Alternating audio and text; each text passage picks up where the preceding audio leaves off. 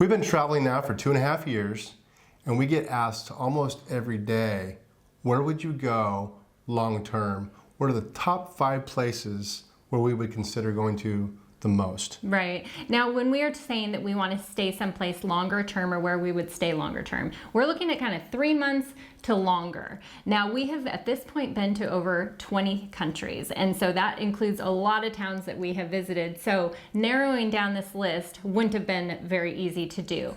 But one of the things that we have kind of done along the way, every time that we go into a town, is we both just over a month in a location, you ask each other, God, do you see this as a place that we could come back to? And, you know, those places just come with a general feeling to them. They feel like a place you would come back to for multiple reasons. And, you know, we used to have like a checklist of boxes that needed to check off. We don't necessarily have that we've anymore. Kind of done away with that. Yeah, it's more just a feeling that we have when we get to a place that it's someplace we can see ourselves coming back to. Yeah, and when Carrie asked me what my top 5 were, she gave me kind of a criteria, but not really. It was pretty loose.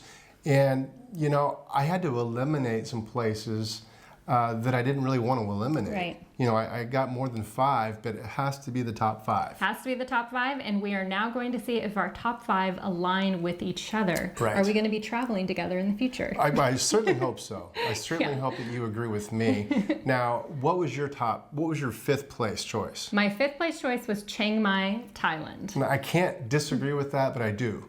I do disagree with that. I love Chiang Mai, but I like Da Nang just a bit better. Chiang Mai, to me, from pretty much the moment that we got there, just spoke to me. It had everything that we were looking for, short of one thing. It did not have, we were not near the water. Now, I thought that was going to bother me quite a bit. But over the month there, having the amazing grocery stores, having the massages for $10 each, having street food that was fantastic, my little fruit cart down the street. I mean, just everything was accessible, everything was walkable. There was a lot to see and do, and the night markets there were some of my absolute favorite night markets we've ever been to. Well, you're coming close to convincing me, but not quite. I do like the beach. I like the water. I like being on the coast.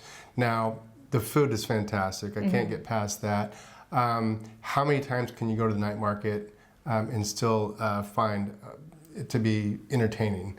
I think that you can go a lot of times because food changes, and that was one of the places we enjoyed going and getting our street food. And it's not that you're going there and buying things at the night market, it's more just the vibe at the night market and walking around and getting dinner, and there's usually some music playing, and it's just entertaining. It gave us something.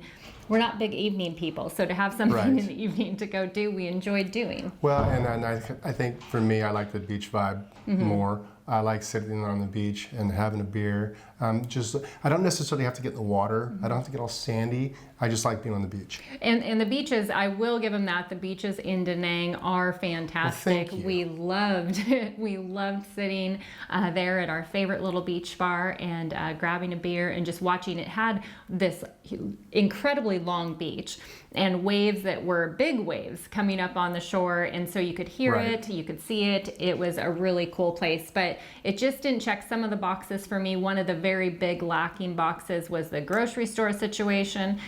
They did have grocery stores, but a little bit harder to come by as far as a bigger place. And I like going on my long scenic walks, walk runs, and get some exercise in.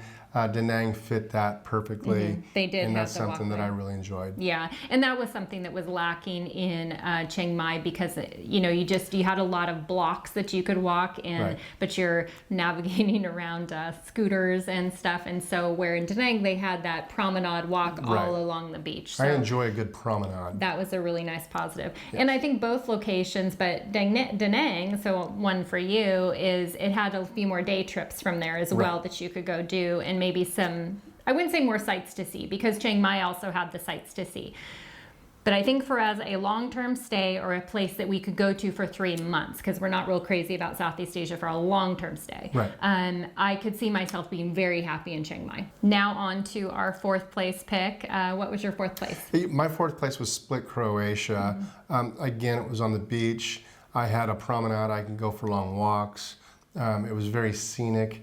or things to do. I really enjoyed Split. For whatever reason, it seemed like a place where I could just hang out and call home. Now I picked Brajov, Romania. That area to me, once again, not on the water. That is a surprising factor for me because when we first started our travels, being on the water was like ranked really high on our list of things that we were going to need. Right. But I quickly realized that wasn't actually so much of a necessity year round for me. And so Brajov for me had, once again, really great grocery stores. And that may sound funny to some people to be like pointing out the grocery stores, but when you're staying somewhere long term and you're dealing with not really great accessible grocery stores, it can get really old. So that's a big plus for me. Then also the mountains. That was a huge selling point. Was the mountains are just right around you. Well, we're all from the the greenery. mountains. Yeah. Now that's where we call home back in the Pacific Northwest. There's mountains all around. There's also water all around. Now, when Carrie told me her fourth place was Brajov, I almost changed mine, but I held strong.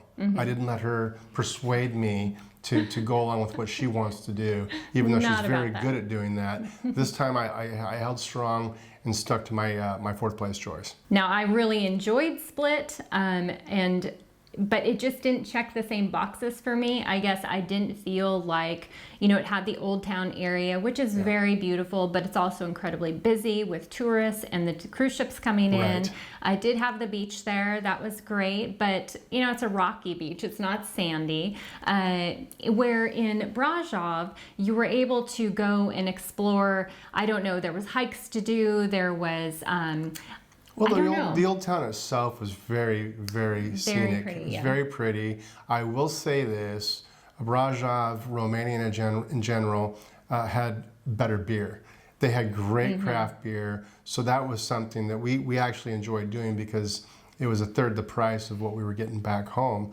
So that is something that, boy, it was tough to knock Brajov out of my top 5, but it's not on the water. Yeah, and I think that Brajov for me also checked the box because the food was so great in Romania, just in general. And I know that we're not comparing as far as pricing goes as a whole of what it costs us to stay in these locations for an entire month, but just the general cost of living when you are in a location and you can go out and you can eat and enjoy the food or enjoy the beer and not have it cost you a lot. That takes the enjoyment factor up a level, right? Because you're able to go out and do those things more often. So, to me, like the people in Brajov, English was pretty well spoken. We were able to communicate pretty well. We were able to, just really enjoy that area. They had the nice big mall. They just had everything that you needed to make your long stay there very comfortable. Yeah, Split was just a little bit better, though. That's the only difference. I'm going to disagree. That's the only difference. Now, I think we both agree on our third place. And it was one of our original stops. We stopped in the very beginning of our travels. We loved it. And we said to ourselves, even at the time, well, we'll see how much we love this place 2 years from now. Right. And here we are back to Alicante, Spain. Yeah. We loved it. Now, one of the criteria was not price. We're taking price out of the equation. So costs don't matter in this particular video. But Alicante really had everything we wanted. It did have everything we wanted. And even though, once again, we say that we're taking price out, I would say that our top 5 that we are sharing with you are still reasonable places to travel to. Yeah, well, everywhere we've gone has been reasonable. Yeah, we're budget travelers. So, yeah. But Alicante, it was interesting because at the very beginning, of course, we were super excited. We loved it. We thought it was amazing. But, we were realistic because we were 2 months in at this point, and we're thinking, or we're a month in. This is our second stop. And we're thinking, okay, we're going to be seeing a lot of other areas. This place may fall off of our list. So surprisingly, to see that it is still there. Yeah. It had so much to offer. I think one of the main appeals to Alicante for us was that the ease of getting up and down the coastline and going to the different beach towns for an incredibly affordable rate. I mean, it was maybe $1 something, $2 to go to another beach town down the coast. So well, Spain, just a lot to do. Spain's it's gorgeous. It's clean. They've got the public transportation down to a T. It's got the beach. They got the tapas bars. They got everything that we could think of that we would like to have. Well, they had our favorite little sports bar there too. They had a that little, we really the liked. little red corner sports bar. Yeah. We really enjoyed that. And we know a lot of you have gone to that sports bar since we put that video out. And I think we've been mentioned a few times. Yes, they, Yes. yeah, and then I think the sports bar actually posted us on a thing Yeah. because we had mentioned it a few times. Kind of funny. Yeah, but that was a great area. Once again, the grocery store situation probably wasn't the best, but it wasn't bad. And then one thing that is so great in Spain is that you do have all of the farmers markets, and so you can go and take advantage of that. They have the big like central market, which was where we were staying at the time, just pretty much across the street from there. Yeah, I just think that it really, once again, it had great shopping. It had the beach. It had just affordable, being able to go out and have a beer for a couple dollars. Yeah, and we were free to do what we wanted to, and that includes getting out of town, which is something that sometimes is difficult to do when you don't have a car. So if you're reliant on buses, then sometimes it's not worth your time. But to jump on a tram and head up the coast, 2 or 3 hours. We did it several times. Yeah, so I can see us maybe at some point going back and staying there for a 3-month stretch and just being able to relax and enjoy that area. It'd be nice. Now, second place comes to actually one of the newest additions to our list, and that is Fethiye, Turkey. We've just left there. It immediately checked the box of being a place that we wanted to come back to, and we were a bit hesitant in the beginning to put it on that list because we wanted to. And we were like, no, let's wait. Let's go through our full month, because your opinion can very much change. Like we said, it has to feel like home. It has to feel like a place you want to spend that time. Well, after a couple weeks, you may lose that feeling, but we sure didn't. I think that's the biggest part of it is, does it feel like someplace you could stay long term? It doesn't, we're living, we're not vacationing. Could we live there for 3 months and really take advantage of the grocery stores, the markets, the long walk along the water, all those things included? Fethiye went up that list really fast. Really quickly. Yeah, we fell in love with this area. We fell in love with it for so many different reasons. If you didn't see our just recent video on this, we had just put that out, so check it out. I hope you fall in love with it as well. We heard from a lot of people they want to go there. This is an area that, once again, the farmer markets were absolutely, I would say, one of the best farmers markets that we've gone to. Yes. And once again, we're not talking affordability as far as the full amount you're paying, but being able to go to the farmer's market, get whatever you want for just really so little.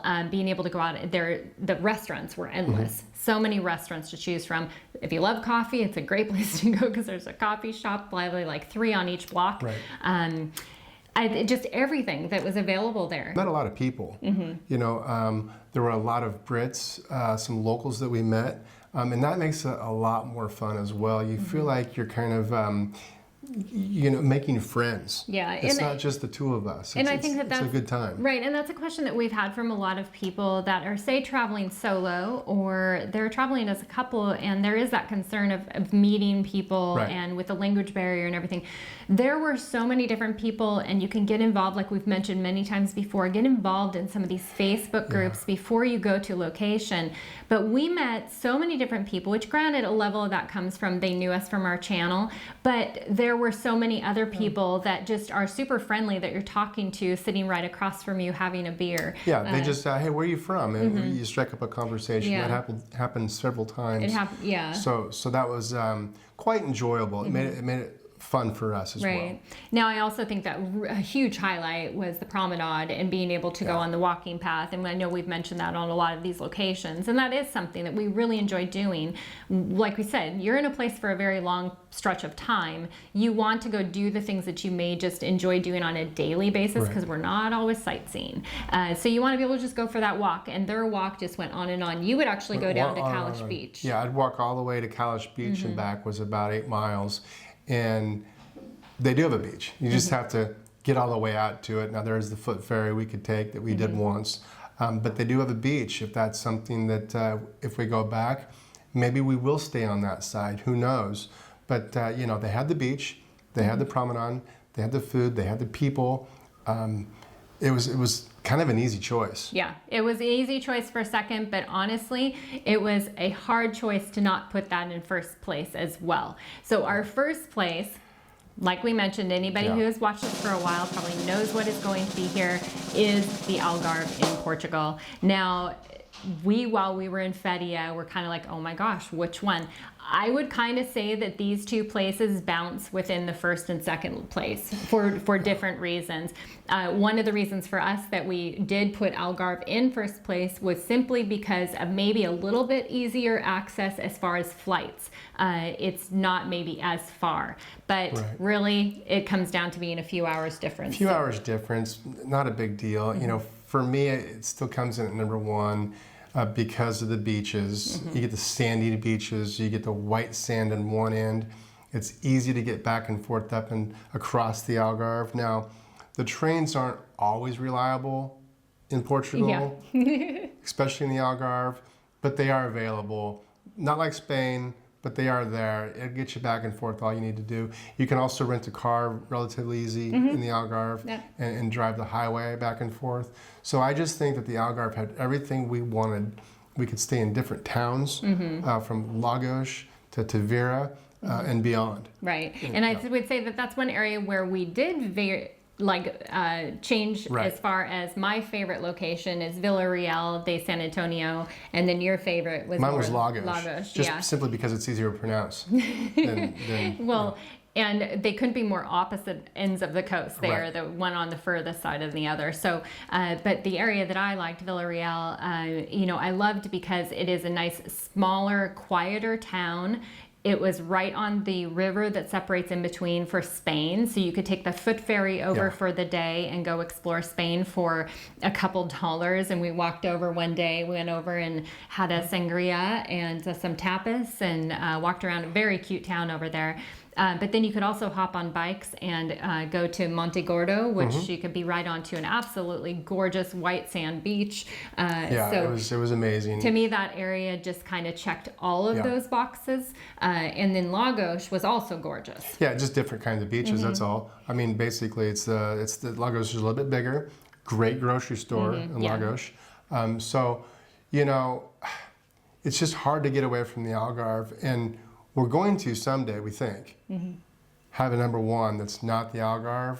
But for today, 2.5 years in, the Algarve still takes that number one spot. Yeah, I think that Lagos for me still, I would say Lagos I would go back to as well. It's just more the marina town feel, but it also had the great walks down on the marina and plenty of things to go see and do, and a lot of day trips around there as well. So both of those areas, or honestly any of the areas in between on the Algarve, we just like the Algarve in general. So those are our top 5. Now we're always looking for recommendations. We're always looking for ideas on where we need to go. We are going to South America next year.